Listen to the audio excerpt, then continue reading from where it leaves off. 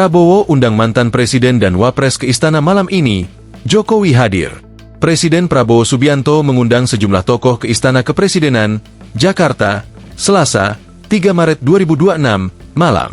Mereka yang diundang diantaranya Presiden ke-6 RI Susilo Bambang Yudhoyono, SB, dan juga Presiden ke-7 RI Joko Widodo, Jokowi. Ajudan Jokowi, AKBP Syarif Fitriansyah, membenarkan adanya undangan bagi Jokowi ke istana. Ia mengatakan berdasarkan undangan yang diterima, acara tersebut berlangsung pada pukul 19.30 waktu Indonesia Barat. Ia benar, kata Syarif kepada tribunnews.com. Syarif mengaku belum mengetahui apa agenda undangan tersebut. Namun yang pasti kata dia, Jokowi dijadwalkan hadir.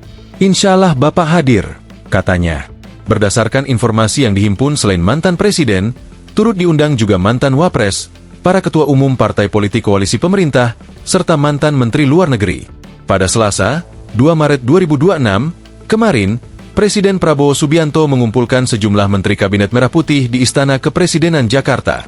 Prabowo memanggil para pembantunya untuk membahas dampak perang Amerika Serikat Israel versus Iran. Menteri ESDM Bahlil Lahadalia mengatakan konflik di kawasan timur tengah mengganggu pasokan minyak dunia karena ditutupnya Selat Hormuz. Mungkin menyangkut dengan kondisi terkini, geopolitik ya, menyangkut dengan penutupan Selat Hormuz Iran. Karena ini juga antisipasi tentang pasokan minyak dunia, kata Bahlil di istana. Politikus Golkar tersebut mengatakan bahwa pasokan minyak sangat penting untuk dibahas sekarang ini, karena menyangkut kebutuhan dalam negeri dalam menghadapi libur lebaran.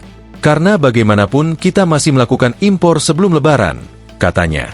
Bahlil mengatakan pihaknya saat ini sedang menyusun langkah mitigasi untuk mengantisipasi melonjaknya harga minyak dunia. Ia akan rapat terlebih dahulu dengan Dewan Energi Nasional membahas hal tersebut.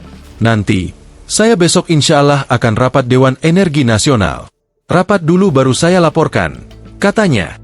Download Tribun X sekarang, menghadirkan lokal menjadi Indonesia.